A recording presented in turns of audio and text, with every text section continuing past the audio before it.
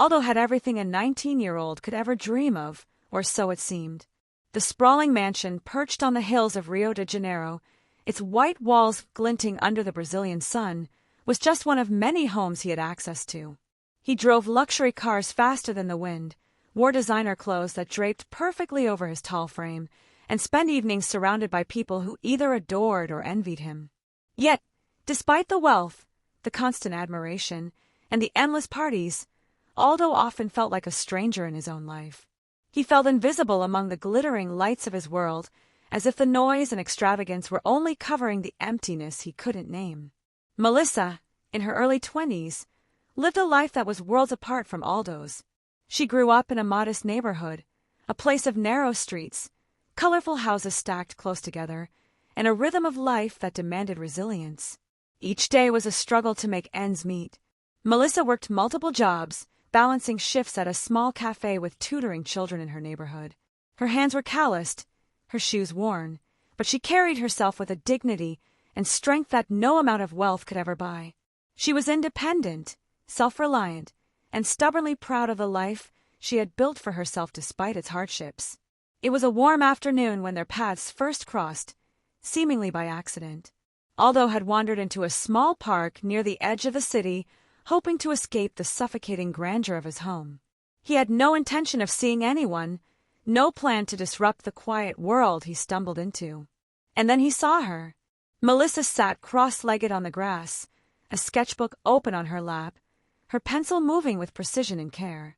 Her hair fell around her face like a curtain of midnight, and she hummed softly to herself as she worked. Aldo froze, mesmerized. She wasn't glamorous, she wasn't pretending, and she certainly wasn't aware of his presence, and that was exactly what drew him in. She seemed real, untainted by the shallow eyes of the world that constantly judged him.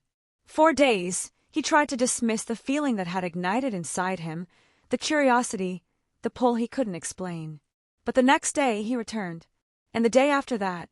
Each time, he found himself watching her from a distance, noting the way she concentrated on her sketches, the tilt of her head, the subtle smile that appeared when a child ran past and waved. He couldn't ignore it. Melissa had entered his thoughts and refused to leave. Eventually, he approached her, attempting to sound casual despite the nervous flutter in his chest. "Hi, I'm Aldo," he said, his voice betraying a hint of hesitation. Melissa looked up, startled. She wasn't used to strangers approaching her, let alone someone dressed in crisp, expensive clothing, whose presence seemed to carry an invisible aura of power and wealth. "Melissa," she replied, cautious but polite. She eyed him carefully, as if trying to decide whether he was harmless or another person from a world she had no interest in entering. Their first conversation was stilted, filled with the awkwardness of strangers learning to coexist. Aldo spoke carefully, asking about her sketches, complimenting her art without flaunting his wealth. Melissa answered honestly but sparingly, careful not to reveal too much of herself. And yet, in the moments between words, a connection began to form. Aldo felt it, a strange mixture of awe and longing, while Melissa sensed something different in him, something sincere hidden beneath the layers of privilege. As weeks passed, Aldo found excuses to visit her world. He learned the streets she walked, the small cafe she worked at, the quiet moments she cherished when no one was around. He discovered her love for music, the books she read, the little joys that made her eyes light up. Melissa, at first hesitant, began to notice him more consciously, seeing the effort he made not to overwhelm her with his status. He wasn't just a rich boy playing at charity, he was someone genuinely curious, willing to understand her life rather than impose his own. Despite the growing bond, their differences loomed like mountains between them. Aldo's family was vocal in their disapproval. His father, a stern and calculating man, warned him repeatedly that Melissa was a distraction, a girl from a world he could never truly understand. His friends mocked him behind his back, calling him foolish for falling for someone so different. And Melissa, though she felt the same pull, struggled with the idea of becoming involved with someone whose life was so far removed from her own. She feared the world's judgment, the whispers, and the possibility of heartbreak that seemed inevitable. Aldo, however, refused to let their differences dictate the course of their story. He realized quickly that no amount of money could bridge the emotional gap between them, Only patience, sincerity, and effort could. He began to spend his mornings exploring her neighborhood under the guise of errands, pretending to need coffee or fresh bread, yet secretly observing the life she had carved out for herself. He watched how Melissa greeted everyone she knew with warmth and respect, from the street vendors to the children playing soccer in the narrow alleyways. Her life was small in comparison to his, yes, but it was full of connection, purpose, and meaning, and he found himself longing for a sense of belonging he had never experienced in his gilded world. Melissa, for her part, remained wary. She noticed Aldo's presence, of course, but she could not immediately trust him. Wealth and charm had always brought more trouble than joy in her experience. Young men who seemed interested often vanished the moment things became difficult, or they attempted to dominate her life with promises they could not keep. Aldo was different, she thought, but she could not allow herself to believe it fully yet.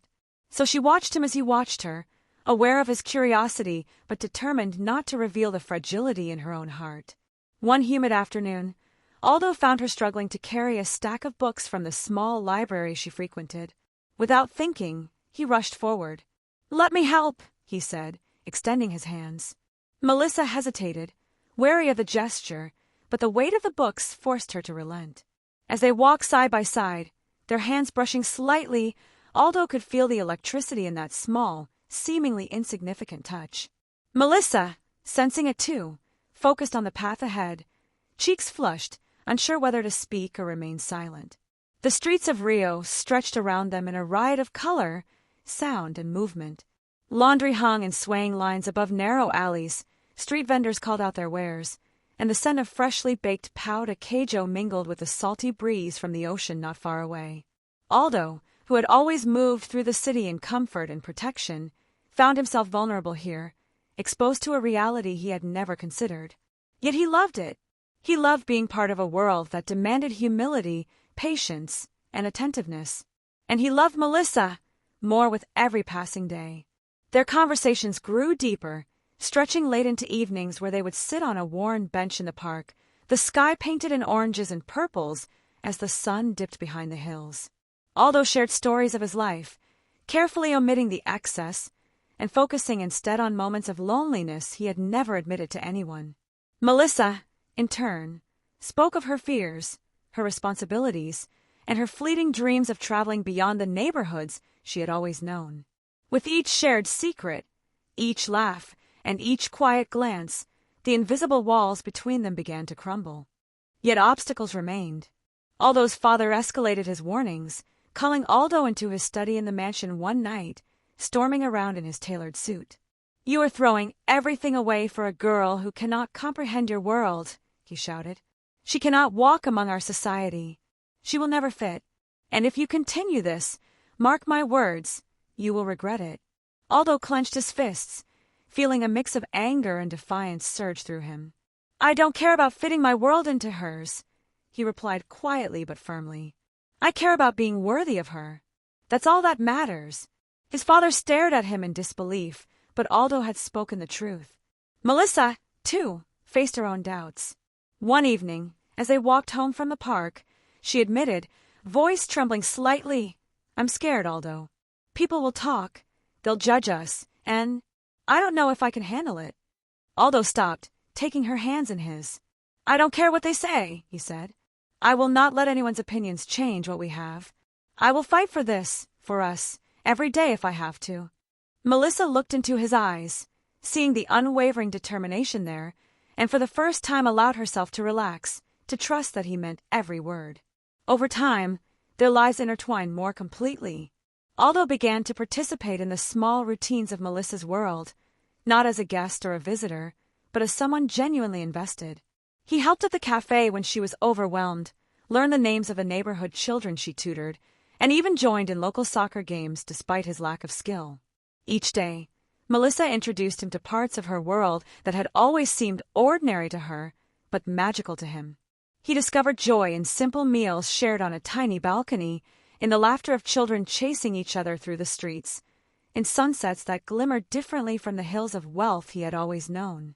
Their love blossomed slowly, deliberately, marked by small gestures, sharing an umbrella in the sudden tropical rain, holding hands while walking through crowded markets, exchanging notes tucked into books. They fought too, arguments sparked by misunderstandings, by Aldo's occasional frustration at his own limitations, by Melissa's fears of social judgment, but each disagreement only strengthened their connection. They learned to listen, to apologize, and to compromise in ways that made them stronger together. The turning point came one night during a neighborhood festival. Lanterns glowed softly against the night sky, and the scent of street food filled the air. Children ran through the streets with sparklers, music drifted from every corner, and the entire community gathered in celebration. Aldo and Melissa moved through the crowd side by side, her hand tucked securely in his. At one point, Melissa tripped on the cobblestones, and Aldo caught her in his arms, holding her close as the world swirled around them. In that moment, she laughed, a pure, unrestrained sound, and he realized that no amount of wealth had ever given him a feeling this real, this vital. Months passed, and their bond became unbreakable. Friends and family continued to voice doubts, but Aldo and Melissa were unshaken. They had faced far greater challenges than whispers and disapproving looks. They had bridged two worlds that had seemed impossible to reconcile, proving to themselves and everyone else that love was stronger than circumstance. Aldo had changed, not by abandoning his wealth, but by learning humility, empathy, and devotion. Melissa had grown too, trusting in a love that could defy logic, societal pressures, and fear. By the time the next summer arrived, Aldo and Melissa were inseparable. They spent early mornings walking along the beach, late nights talking under the stars, and quiet afternoons sketching together in the park where they first met. Aldo had finally understood that his riches were meaningless if he could not share his life with someone like Melissa, someone whose heart and spirit could illuminate even the darkest corners of his world. Melissa, too, had realized that love could transform even the hardest realities. She could now see a future where she and Aldo faced challenges together, where laughter and tenderness outweighed judgment and fear. She knew their path would never be easy, but she also knew that some things, some people, were worth every struggle. Aldo had become more than just a rich teen. He had become a man capable of love, courage, and sacrifice. And Melissa had become more than just a girl from a modest neighborhood. She had become the heart of his world, the one he could never afford to lose. In the vibrant, chaotic, sun-soaked streets of Rio de Janeiro, Aldo and Melissa continued to build their life together. Each day was a test, each moment a triumph, and each smile a reminder of why love, when genuine, could conquer even the greatest divides. Aldo had found what wealth could never buy, and Melissa had found someone willing to fight for her heart. Together, they proved that love could survive anything, even the harshest judgments, the steepest social divides, and the deepest fears. And so, amid the colorful houses that climbed like staircases up the hills, the laughter of children playing soccer in narrow streets echoing off the walls, the smell of freshly baked pão de queijo from tiny neighborhood bakeries mixing with the faint saltiness of the ocean breeze, and the music that drifted from every corner, from samba to bossa nova, sometimes just a distant guitar being strummed by someone sitting on the steps. Aldo and Melissa's story unfolded in ways neither of them had imagined. A story of love so deep, so wild, and so relentless that even the richest silk sheets, the fastest sports cars, or the grandest parties could never hope to touch the truth of what they had found in each other. Aldo watched Melissa laughing as she chased a little dog that had darted out from an alley, her hair bouncing in the afternoon sun, the warmth of her skin brushing against his arm as he followed behind. He wanted to capture the moment, freeze it, tattoo it into his memory forever, but he also knew, deep down, that these ordinary moments were the rarest treasure of all. "Haha, Melissa! You're fogo no rabo mesmo," he whispered under his breath with a grin, a playful Brazilian saying that meant she was full of life, untamed, impossible not to chase. Melissa turned, catching the words, laughing and rolling her eyes, but there was affection there, soft and electric, and Aldo felt it spark inside him like lightning hitting the ocean. Every day, their love became a little more vivid, a little more alive. They would walk through the streets of Rio, hand in hand, weaving through the bustling mercados, dodging the motorcycle taxis, stopping to watch an elderly man strum a song on his guitar while people danced spontaneously in the square. Aldo's world had been composed of walls, of polished marble and quiet, curated perfection. Melissa's world was chaos, laughter, music, smells, colors, and warmth, and slowly he realized that her world was far richer than anything his money had ever bought. There were mornings when Melissa would wake early to tend to her chores and work, and Aldo would make coffee for both of them, fumbling awkwardly with the tiny Brazilian coffee pots, spilling some on the counter, muttering, "Caraca, que disaster!" Melissa would laugh, a sound so pure it made his chest ache, teasing him gently, "Você é disaster ambulant mesmo, Aldo." He didn't mind. He loved her teasing, her fire, the way she made the world feel alive. He would watch her eat, sip coffee, brush her hair from her face, memorizing every curve of her lips, every freckle on her nose, every spark in her brown eyes. Evenings brought another kind of magic. They would sit on the steps outside her small apartment, the sunset painting the city in shades of tangerine, purple and gold. The children's laughter would fade into distant echoes, replaced by the faint strumming of a cavaquinho, and Aldo would pull Melissa close.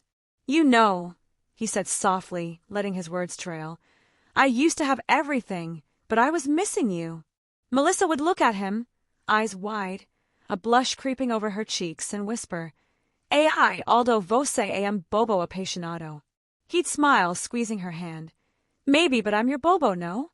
Their love was not without struggles.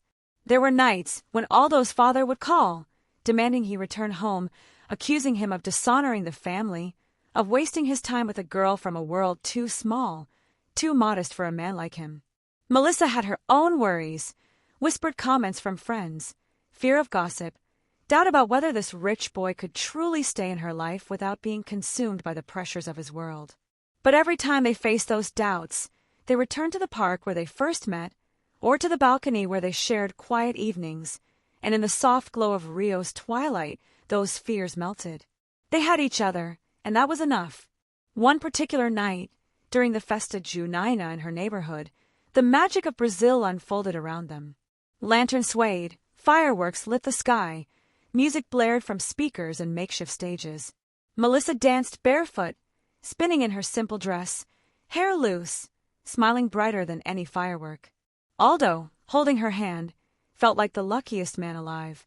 When the fireworks exploded over the city, Melissa laughed and hid her face against his shoulder, whispering, "Eu nunca pensei que algo assim pudesse existir."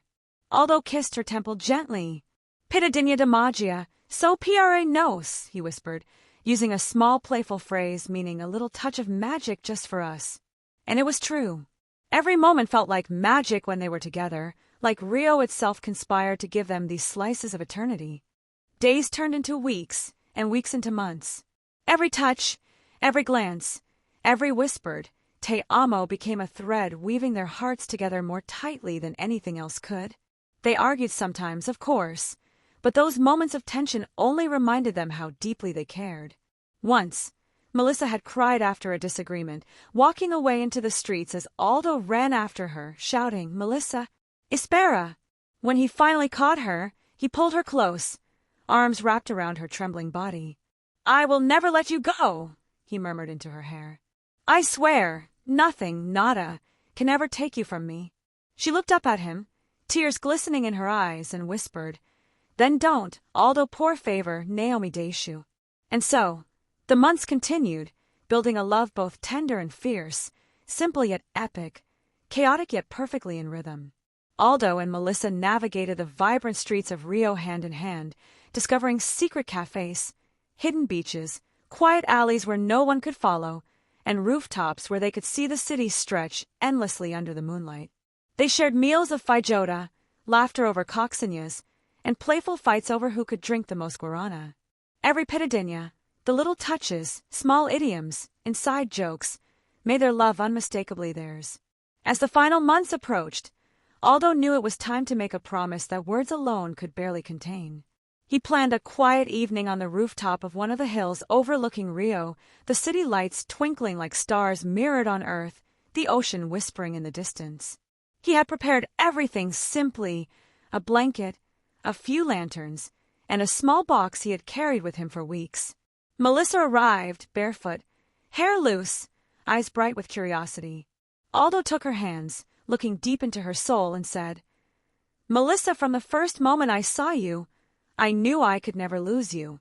No wealth, no family, no obstacle can ever change how I feel. You are my heart, minha vida meu tudo." Melissa's lips trembled as she whispered, "Ai, Aldo meu amor meu bobo você é tudo." And then he opened the box, revealing a simple ring, humble but beautiful, a symbol of their journey, their struggles, their love. Tears streamed down Melissa's cheeks as she nodded, barely able to speak. "Yes, Sim. I'll stay with you, Semper." Aldo smiled, kissing her softly under the moonlight, the city breathing around them, alive with samba, laughter, and warmth. And in that moment, all the wealth in the world, all the differences, all the struggles, they disappeared. All that remained was the love of a rich boy who had learned to see beyond money, and a poor girl who had taught him the meaning of life itself. In the quiet aftermath, they sat together on the rooftop, legs entwined, hearts beating together, and Aldo whispered, "Você é meu tesouro." "Only us, forever." Melissa laughed softly, leaning against him. "Forever, meu amor, são nós dois." And in the magical glow of Rio de Janeiro, amid laughter, music, and the warmth of their hearts, they knew one truth. Some loves are priceless, some hearts are irreplaceable, and some stories are meant to last a lifetime.